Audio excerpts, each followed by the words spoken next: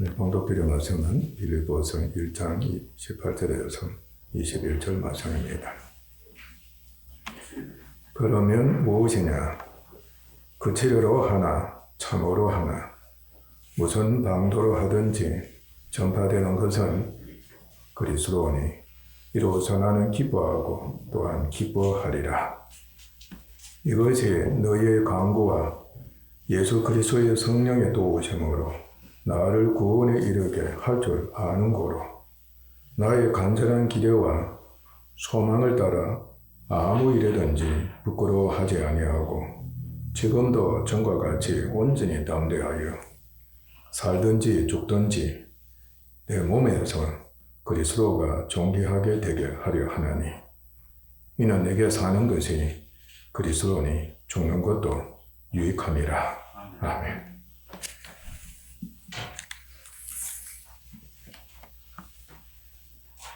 오늘 드릴 말씀은 바울과 그리스도에 대한 말씀입니다.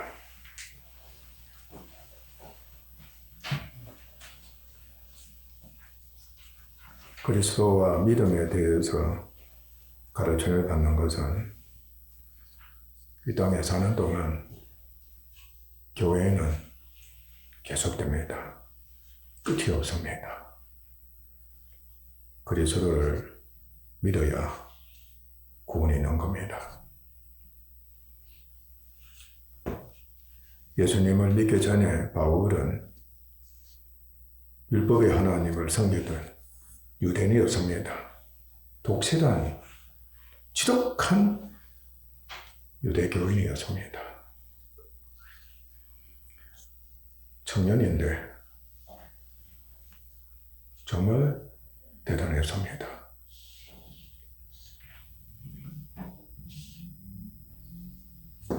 그는 오직 자기 의와 능력을 앞세우고 자기 힘을 다한 겁니다. 자신이 옳다고 여기면은 집중했습니다. 전력을 다하고 충성을 다했습니다. 잘하나 오르나 주의지 않았습니다. 오직 앞을 향해 매진했습니다. 율법에 이르고자 열심과 충성을 다했습니다.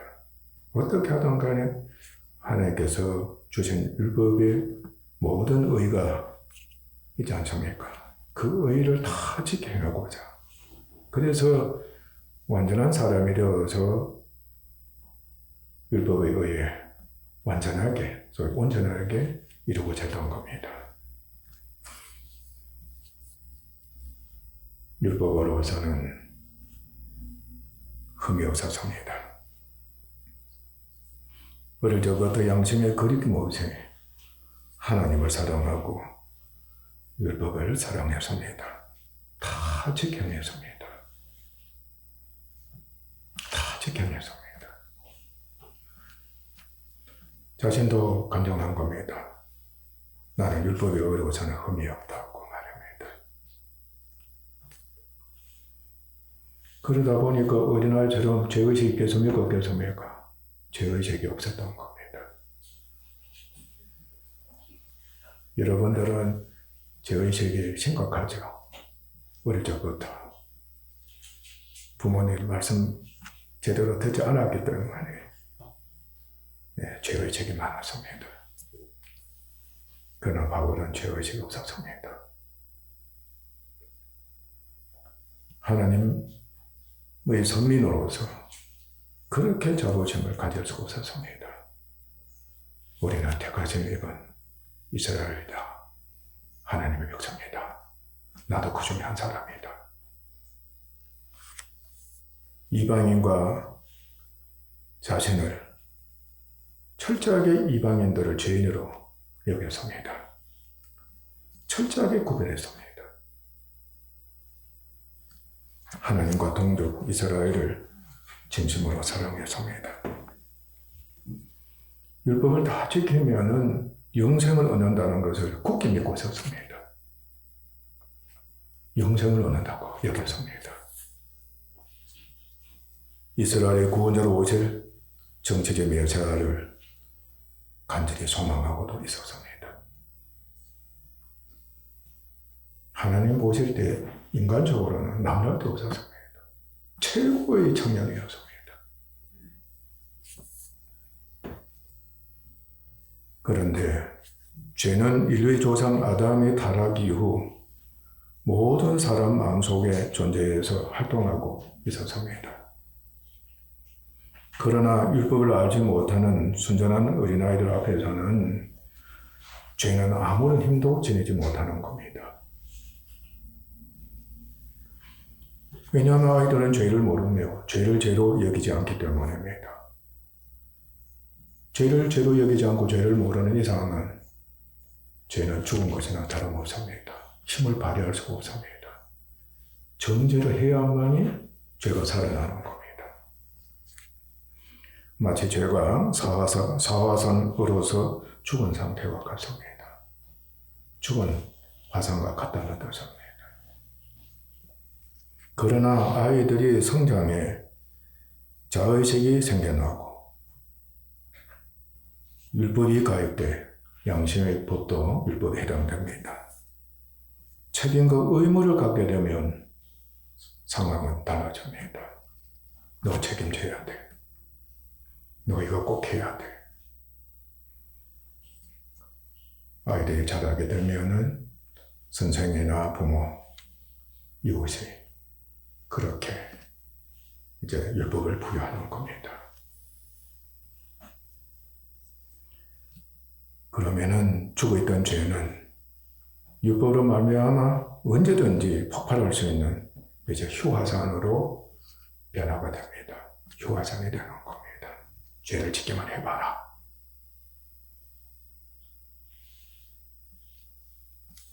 호시탐탐 기회를 노리면서 범법하기만 하면 이제는 활화산이 되는 겁니다.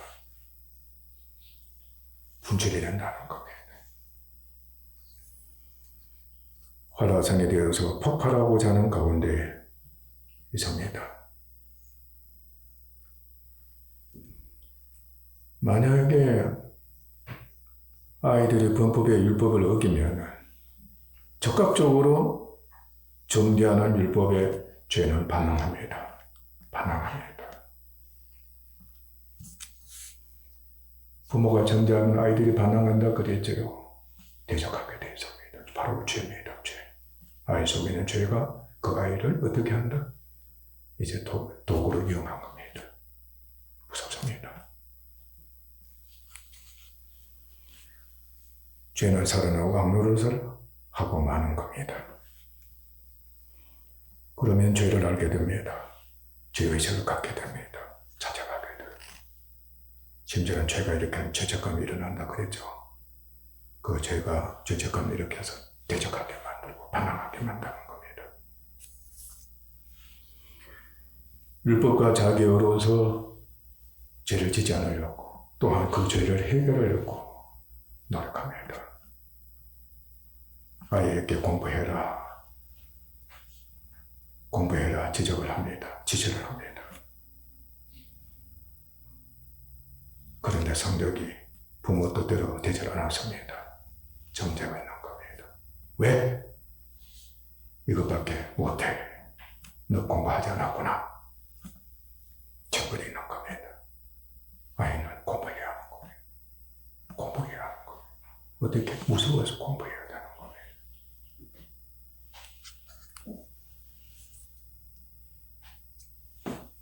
율법으로는 흠이 없었던 바울의 마음속에도 죄가 있었습니다. 그러나 그는 원죄를 몰랐습니다. 죄의 성품인 육신을 몰랐다고 할 수 있는 겁니다. 어쩌면 저는 이제 확실히 한 거는 틀림없이 갈등이 있었을 것이다. 그 죄로 인한 갈등인데 바울은 어느 정도 느끼고 있었는지 아니 몰랐던지 저는 느끼고 있지 않았겠는가. 그런데 율법의 행위로는 흠이 없으니까 죄의식이 없었을 겁니다. 그렇습니다.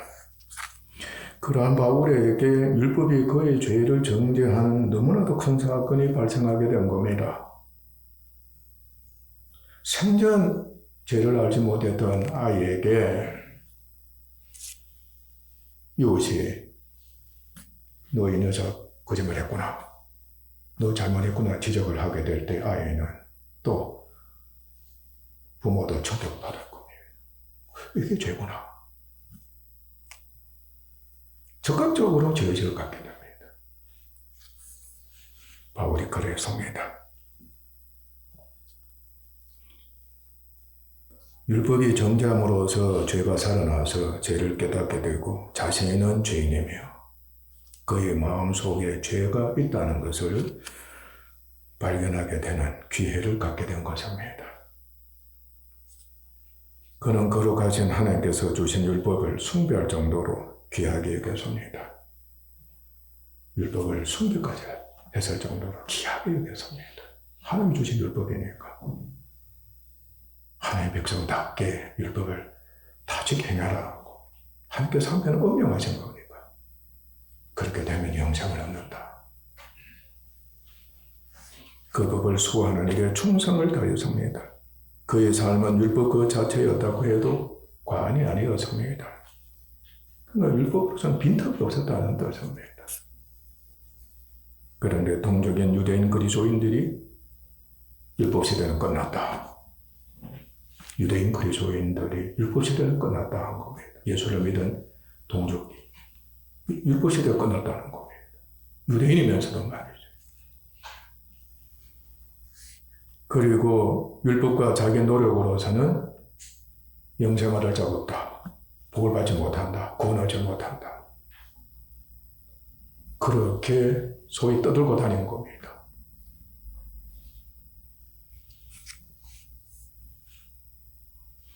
유대인들이 십자가에 못 박은 예수님이 하나님의 아들이시고 참 메시아시다.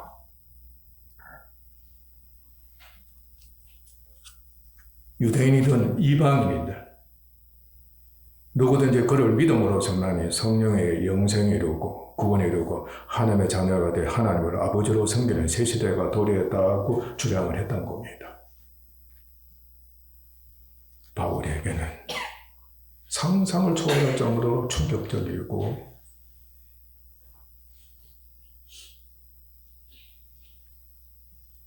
있을 수 없는 짓을 범했다고 단정을 한 겁니다. 왜냐하면 이스라엘의 하나님에 대한 신성모독이었습니다. 하나님의 백성인 이스라엘과 율법의 존재, 심지어는 하나님 자체까지도 어떻게 되는 겁니까? 무시되는 겁니다. 없애는 것이 되는 겁니다. 하나님이 살아계신 하나님께서 율법을 주셨고 이스라엘 백성들이 하나님의 선민이 이런 하나님께 택하셨는데 그걸 무시하는 것이 되어버린 겁니다. 상상할 수 없는 사건이 일어나게 된 겁니다.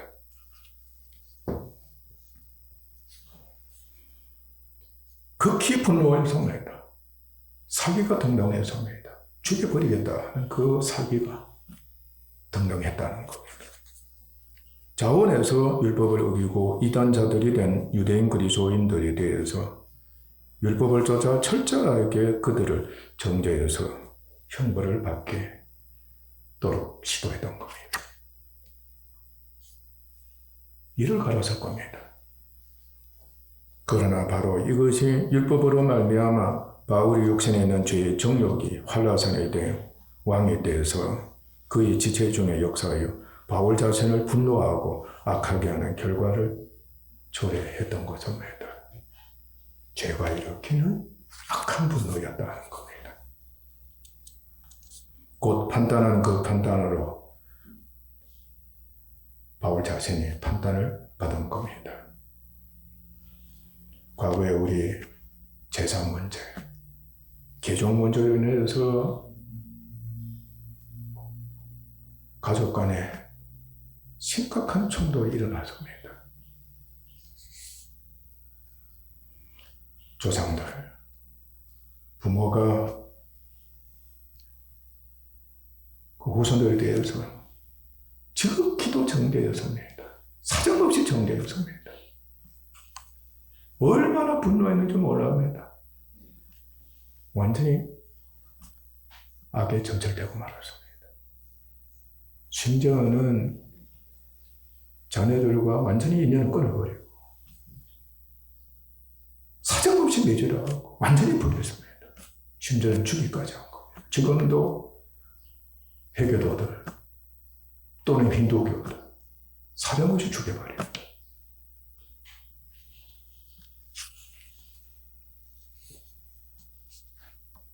왜 그랬습니까?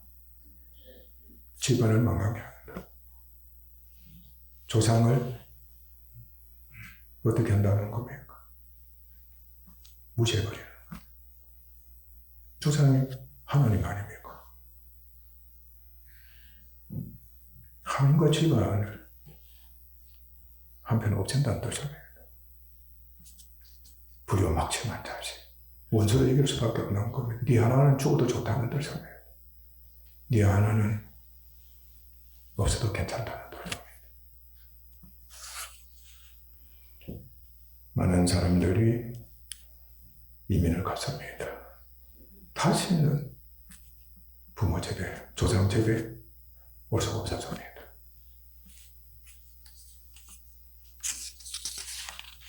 바울의 속에는 자신이 알지 못했던 죄의 성품이 육신에 있었습니다. 바울이 스스로 힘을 다해 율법을 집행했지만 죄가 귀를 타서 율법으로 말미암아 그를 속이고 그에게서 각양 탐욕을 일으켰던 겁니다. 그것을 하나님과 율법을 위해 악을 행하게 되어버린 것입니다. 그는 믿음으로 말미암아 오는 하나님의 의 진리를 몰랐습니다. 믿음으로서만이 하나님께로부터 너는 옳다. 내가 너를 옳게 여긴다. 옳게 여기만이 구원이 있는 겁니다. 하나님과 교제할 수가 있는 겁니다. 그런데 그걸 몰랐던 겁니다. 자기 의를 세우려고 율법을 스스로 다 지켜 행하며 바로 자기 의입니다.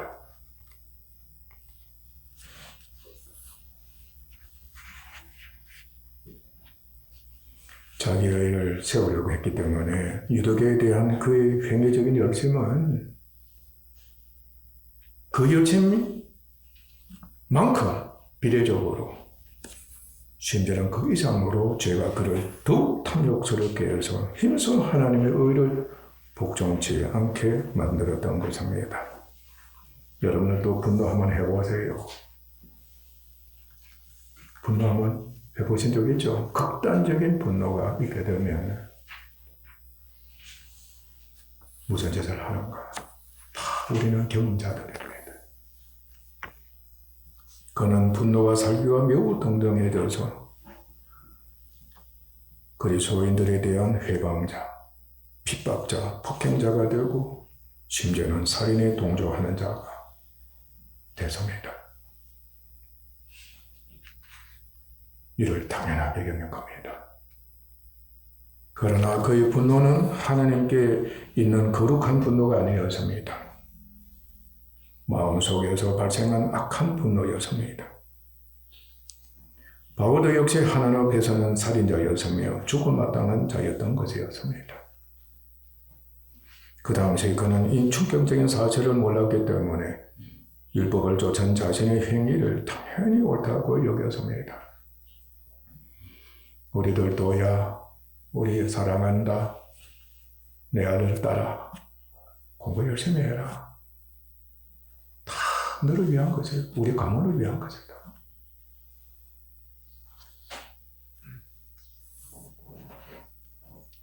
그것이 자식을 죽이는 살인자예요.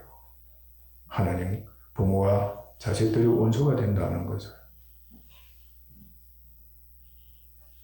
부모는 몰랐던 겁니다.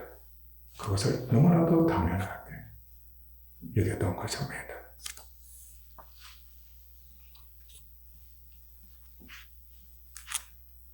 그래서 부모 품을 떠나는 것이 내가 사는 길이다. 내가 사는 길이다. 50대 여러분들이 간증했습니다. 모두가 그렇다 인정했습니다. 부모 그늘에서 벗어나고 싶다.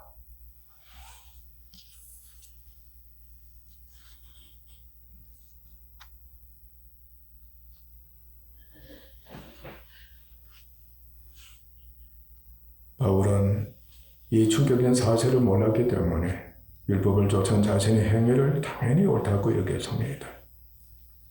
죄로 인해 영적 생명이 없는 자가, 죽은 자가 사망이 소원한 죄와 육체의 정욕을 쫓아서 악을 행한 것이었습니다. 그는 율법을 흠없이 다 지켜냈지만 그에게는 하나님께 이르는 성이 전혀 없었기 때문에 오히려 율법을 인해 그의 마음속에 있던 죄가 살아나서 예수님을 핍박하는 악을 행했던 것입니다. 바울이 사기가 등등한 가운데에서 유대인 그리스도인들을 결박하러 가던 도중에 충격적인 은혜를 바울이 입었습니다. 부활하셔서 영광 중에 계신 예수님을 만나 그의 부르심을 받고 놀랍게도 베드로와 똑같습니다. 베드로는 육으로 계신 예수님을 만난 겁니다. 바울은 부활하셔서 영광 중에 계신 예수님을 만났습니다. 베드로도 즉각적으로 돌아섰습니다. 예수님의 제자가 된 겁니다. 바울 역시 그랬습니다. 예수님을 핍박하던 자가 영광의 예수님을 만난 겁니다. 유대인들이 참 하나님에 대해서 절대적인 신앙을 갖고 있었습니다. 하나님이 임재하셨다고 하면 완전히 돌아서 버리는 겁니다. 경건한 유대인들이야 오죽했겠습니까? 바울이 그랬습니다. 단번에 돌아서 버린 겁니다. 임재하신 하나님 아니십니까? 적극적으로 주여 그런 겁니다. 주여 니시오니까 너가 핍박하는 예수다. 예수님이 대답하신 겁니다.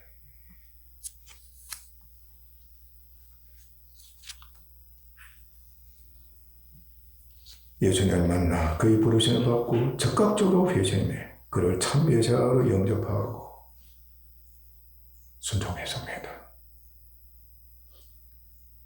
적극적인 순종이 영원한 순종이 된 겁니다.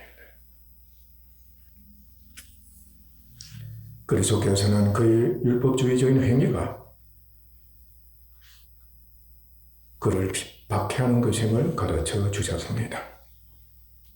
믿기 전 바울의 사랑과 열심과 충성이 하나님의 의에 이르지 못했을 뿐만 아니라 오히려 마음속에 있는 죄의 종이 돼 사랑이 정오가 되고 불의에 충성한 자가 돼 그리스도인들을 열심히 핍박했지만 하나님께서 은혜를 베푸시어 구원하셨을 때에는 성령이 적극적으로 자신의 무지함과 가오를 깨달아 그리스도에게로 돌아서는 회심과 함께 그리스도와 복음을 위해 충성을 다하는 일꾼이 되게 하는 기회를 제공했습니다. 여러분들도 자식을 위해서나 남편이나 아내를 위해서 가족을 위해서 최선과 열심과 충성을 다했다고 주장했습니다. 복음의 말씀을 들었을 때에 베드로나 바울처럼 적극적으로 돌아서는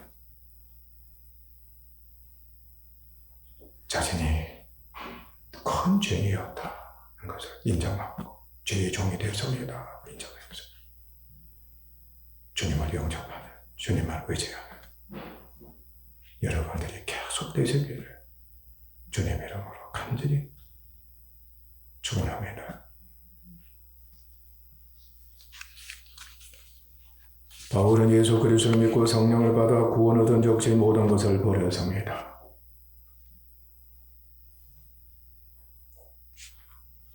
그의 제자와 종이 된 유대인들에게 예수님이 그리스도를 증명하고 그를 믿어 구원을 얻도록 복음을 전하고 가르쳤습니다. 또한 하나님께서 그를 이방인의 사도가 되게 하셨기 때문에 그들에게 가서 오직 예수 그리스도를 믿어 구원을 얻도록 복음을 전하고 가르쳤습니다. 조상적부터 유전, 전통, 생활, 가르침을 통해 율법과 행위로서만이 영생을 얻는다는 것을 확고하게 믿었던 바울이 하나님의 은혜를 입어 변화가되 오직 예수 그리스도를 믿음으로서만이 영생을 얻는다는 것을 확고하게 믿게 된 것이었습니다. 놀라운 사실은 이전에는 성령을 받지 못했기 때문에 전인적으로, 즉 영적, 인격적, 도덕적, 육체적으로 변화되는 경험을 하지 못했습니다. 그러나 지금은 자신과 함께 복음을 듣고 믿음을 화합한 그리스도인들이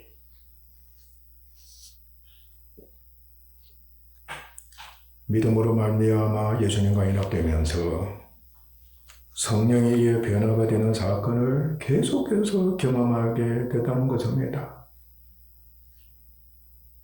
실제적으로 변화가 되는 그 놀라운 은혜를 계속 경험했던 겁니다.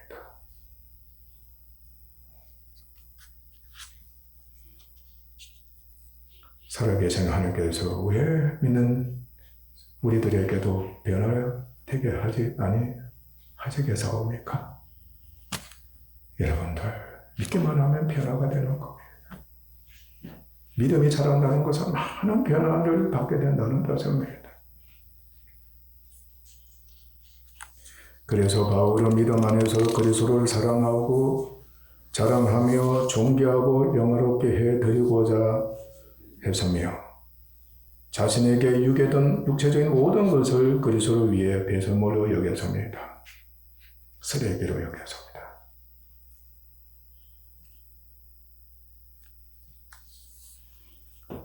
똥으로 이겼다고 생각해 보세요. 오직 그리스도를 아는 지식을 가장 탁월하게 여기고서 자신이 어떻게 하든 그리스도에 대해 알고 그 안에서 발견되고 그를 얻고자 수고해 그의 사랑과 은혜에 보답하고자 했습니다. 뿐만 아니라 이방인들에게도 그리스도를 유대인들에게도 마찬가지였습니다. 온전히 전하고 가르쳐서 자신의 본을 쫓도록 했던 겁니다. 바울의 그리스도에 대한 지식은 참으로 놀랍습니다. 그는 구약 말씀에는 정통했습니다. 이미 탁월한 전문인이 됐습니다. 그리고 그리스도와 영적인 교제를 통해 그에 대해 모든 것을 정확하게 다 알고 있다고 해도 과언이 아닐 정도였습니다. 바울로 말미암아 특히 조직신학이 정립이 되었다고 해도 거짓말 아닙니다. 신론, 인간론, 그리스도론, 교회론, 구원론, 종말론 등 정말 바울은 대단한 지식의 소유자였습니다. 하나님께서 그 지식을 그대로 어떻게 영에 속한 지식으로 변화시켜 주신 겁니다.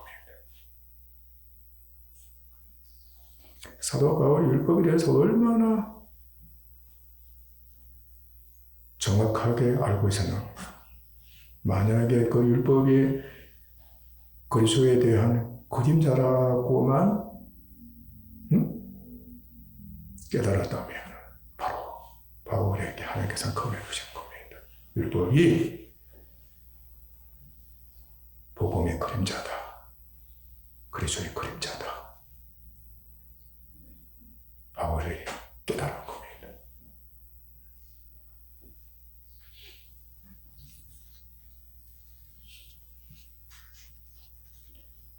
이제 바울이 그가 안 예수님에 대해서 조금이나마 말씀해 보겠습니다.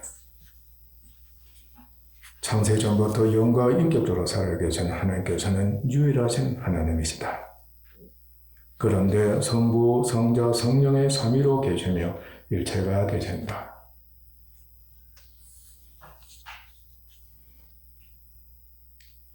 성부는 아버지 하나님은 주권적이시다. 주권적으로 일하신다. 경영자시다. 경영자시다. 아들 하나님은 중보적인 위치에서 일하신다. 책임으로 일하신다. 성령 하나님은 은사적으로 수행하는 일을 하신다. 수행적이시다. 은사로서 일하신다. 그러니 힘으로서 일하신다는 뜻입니다. 인격적인 힘, 영적인 힘, 은사적인 힘으로 역사하시는 성령님이시다. 아버지는 아들을 사랑하셔서 자신의 모든 것으로 아버지의 신성으로 아들을 충만케 하셨습니다. 오직 아들을 위하셨습니다. 아들을 위해서 일하시는 아버지 하나님. 우리도 장자에 대해서 그렇게 귀하게 여겼던 조상들 아니었습니까? 오직 장자였습니다. 아버지께서는 오직 아들 하나님을 위하시고 오직 그를 통해서 그로 말미암아 일하시는 분이 되신 겁니다. 아주 중요한 말씀입니다. 아들이 중보자 되신 겁니다. 다음 주에도 말씀이 있겠습니다. 아들은 오직 아버지께 순종하시고 그를 위하고 완전하게 아버지를 계시하시는 분이 되셨습니다. 아버지는 아들을 위해서 아들 안에서 영원한 계획, 바로 작정입니다. 그리고 예전 선택을 하셨습니다. 아버지는 아들을 위해서 아들의 몸과 신부가 되는 교회를 선택해 주셨습니다. 그리고 하나님의 자녀들이 되게 하셨습니다. 이를 위해서 만물과 함께 사람을 지으신 겁니다. 만물이 존재하는 것은 예수님과 교회를 위한 것입니다. 이렇게 많은 사람들을 하나님께서 지으신 것은 그들 중에서 많은 사람을 구원시키고자 하시는 하나님의 사랑과 은혜의 뜻이었습니다. 그러나 저 사람의 불순종으로 인해 만물이 저주를 받았습니다. 아담의 후손의 모든 사람이 죄를 범함으로 인해 죄와 사망이 세상에 들어오고 하나님이 없는 이방인들이 되어 버렸습니다. 우리들이 다 이방인들이었습니다.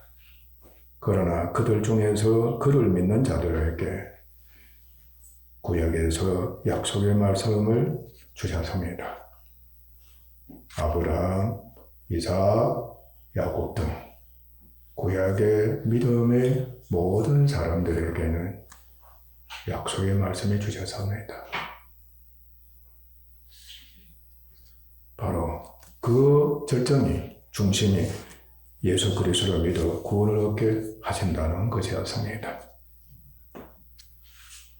불순종한 이스라엘에게 정죄의 직분과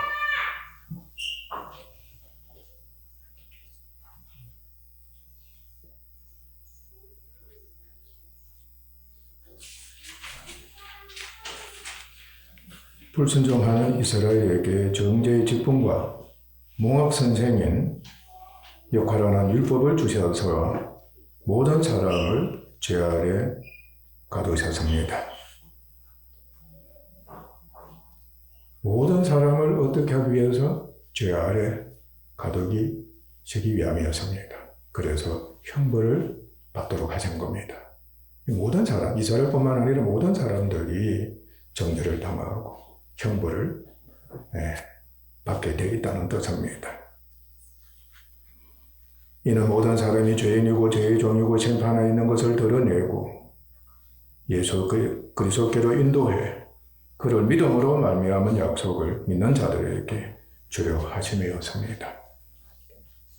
마침내 약속대로 하나님의 아들이신 그리스도 예수께서 성육하셨습니다. 그는 성령으로 여자에게 나시고 율법 아래 나셨습니다. 육신으로는 다윗의 혈통으로 나셨습니다. 그는 죄가 없으셨습니다. 그 안에는 신성의 모든 충만이 육체에 거하셨습니다. 그는 천사의 머리셨습니다. 그러나 모든 사람의 죄를 인하여 육신의 죄 정하심을 입으셨습니다. 예수님은 하나님의 아들 그리스도 구주주가 되셨며 선지자 대제사장 왕이셨습니다. 빌립보서 2장 6절에서 8절 말씀에서 그는 근본 하나님의 본체시나 하나님과 동등됨을 취할 곳으로 여기지 아니하시고 예수님에 대한 말씀입니다. 오히려 자기를 비워 종의 형체를 가지사 사람들과 같이 되셨고 사람 모양으로 나타나서 자기를 낮추시고 죽기까지 복종하셨으니 그 십자가에 죽으심이라. 하나님의 아친 예수님께서 이렇게 자원하시면서까지 하나님과 동등되셨는데도 불구하고 종이 되셨다.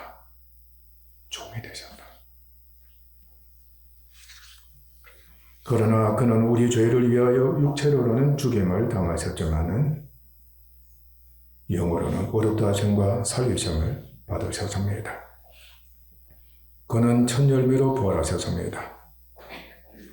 성결의 영으로는 죽은 자 가운데서 부활하여 능력으로 하나님의 아들로 인정이 되셨습니다. 우리 주님이 스스로도 얼마든지 죽은 자 가운데서 부활하실 수 있으신 하나님이시라는 것을 말씀하고 있습니다.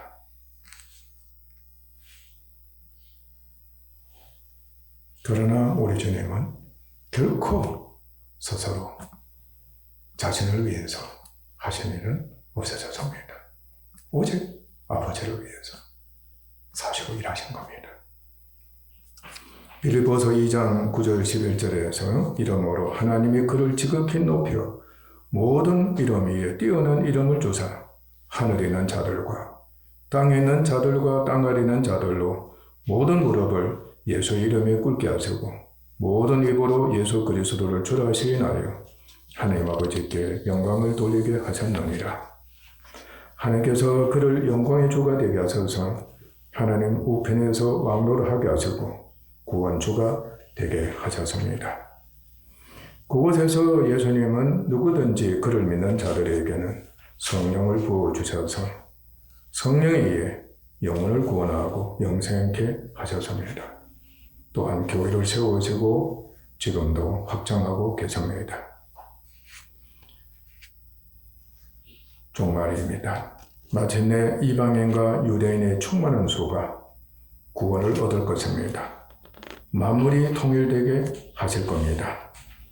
그래서 교회와 만물이 그의 발 아래 완전히 복종되게 하시고 모든 원수도 완전하게 그의 발판이 되게 하실 겁니다. 그 후에 영광 중에 심판주로 도적같이 재림하셔서 불러서 영원한 심판을 하십니다. 사단을 포함한 모든 타락한 천사들, 불신자들, 그리고 마지막 원수인 사망은 영원한 멸망의 형벌, 불모십니다. 지옥입니다. 받을 것이며 그러나 구원 얻은 교회는 육체의 부활과 함께 각자의 공력이 불러서 시험을 받게 될 것입니다. 믿는 자들에게도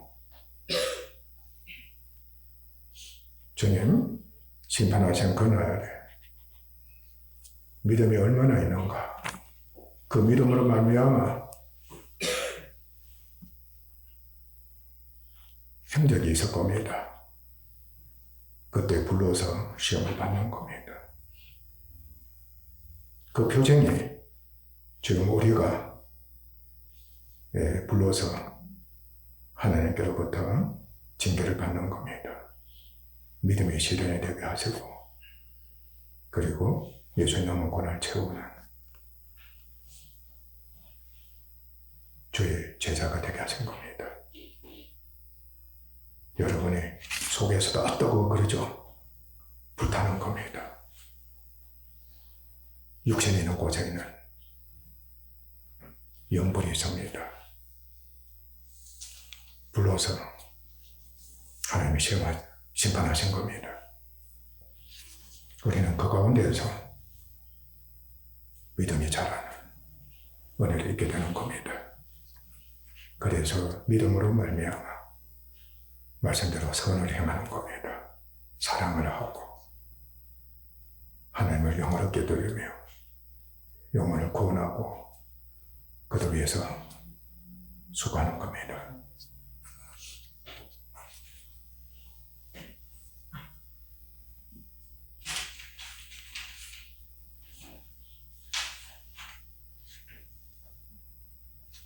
그 공육대로 하늘나라 유업, 바로 영광의 상이고 면류가 됩니다.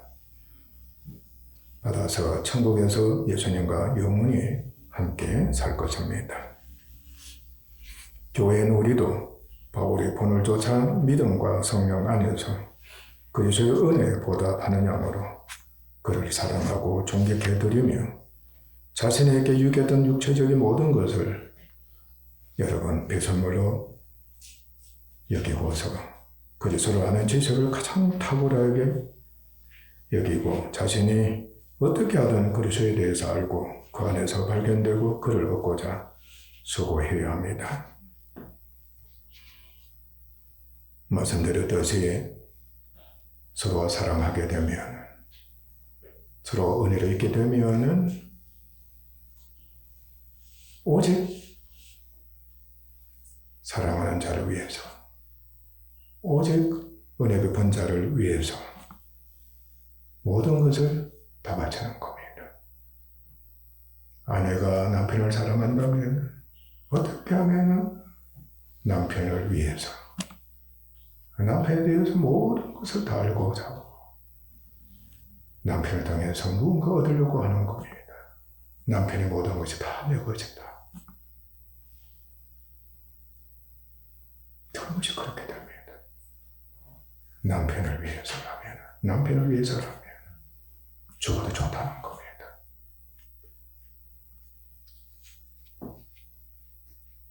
우리가 예수를 바르게 믿는 사람이 되면 교회에 대해서도 그리하고 이웃에 대해서도 그리합니다. 가족에 대해서도 그래요. 바로 예수님에 대해서 하나님에 대해서 그렇게 하고 있는 것을 나타내 보이는 겁니다. 그게 바로 공적입니다. 공적. 그 공적이 없으면 믿음 없는 사람입니다. 예수님의 형상을 본받은 사람 되지 못하는 겁니다.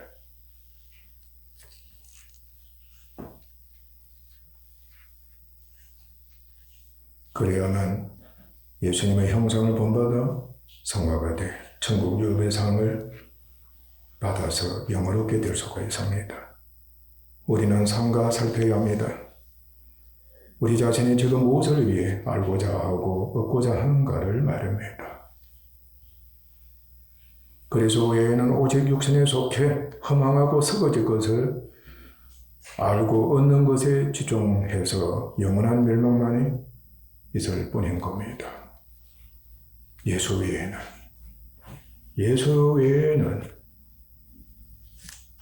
모든 것이 모두가 육신에 속해 버리고 맙니다.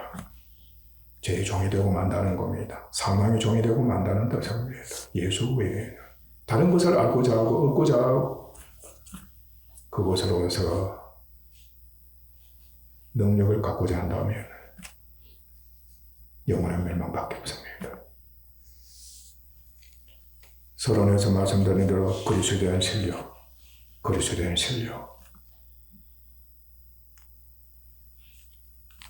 그리스도에 대한 지식. 예수 믿는 우리들에게는, 교회는 그것밖에 없다. 그것밖에 없다. 그래서 공부해야 한다. 예수님에 대해서 공부해야 된다. 예수님에 대한 지식, 예수님에 대한 실력이 자꾸만 향상되어 가야 한다. 그게만이 예수님의 형상을 본받는 길이고 상을 받는 길이다. 그 길로 가게 되면은 다른 것은 눈에 들어오지 않습니다. 마음과 생각이 없다는 것입니다. 저는 여러 사람들에게서부터 공부하는 것이 제일 좋다. 골프 치는 것이 제일 좋다. 연구하는 것이 제일 좋다. 재밌다는 겁니다. 실력이 늘어간다는 겁니다. 자연스럽게 어떻게 되는 겁니까? 목표가 생기는 겁니다. 최고의 인물이 되겠다. 지금도 그렇게 노력하는 사람들 알고 보고 있습니다. 교회는 그 길이 아닙니다. 전자는 썩어짐의 길인 겁니다. 육신에 속한 것밖에 없습니다. 세상 영광입니다. 육체 영광입니다. 그뿐입니다. 죽으면 끝납니다. 그러나 그리스도에 대한 지식과 그리스도에 대한 실력 얻는 것은 영생입니다. 영원한 영광이 상으로 주어져 있습니다. 너무나도 좋습니다. 그렇게도 소망이 되어서 없습니다. 빠져도 약해지는 게 아닙니다. 탐심은 연단이 되면 될수록 약해집니다. 죽음의 늪에 빠져들어가고 영원한 멸망의 늪에 계속 빠져들어갈 뻔인 겁니다. 그러나 예수님에 대한 소망은 성령이 역사하시는 겁니다. 성령이 역사하시는 겁니다. 전인적으로 강해집니다. 아무리 약할지라도 믿음과 성령이 역사하시기만 하면 일어섭니다. 예수님을 또 알고자 합니다. 예수님을 얻고자 합니다. 예수님의 능력으로, 특히 영혼 구원의 능력, 인격적인 능력, 어떻게 하든 간에 그것으로 최고의 인물, 1등하는 자 되고자 하는 겁니다. 왜냐하면 하나님의 뜻이기 때문입니다. 마음껏 자유하면서 결코 율법적이 아닙니다. 세상적이 아닙니다. 마음껏 자유하면서 자원해서 말입니다. 모든 것을 다 바쳐서 예수님을 알고 예수님을 얻고자 하는 그 길을 달리게 되는 겁니다. 바울이 그랬습니다. 내 본을 쫓아라. 내 본을 쫓아라. 바울은 말했습니다. 우리 갑시다. 늦을까봐 무서워해야 합니다. 늦을까봐 무서워해야 합니다. 기회가 주어졌을 때 예수님을 알아갑시다. 예수님을 얻고자 합시다. 다음 주에 가르칠 말씀 오직 믿음만이 성령이 역사하셔서 그렇게 해주신다. 기도하겠습니다.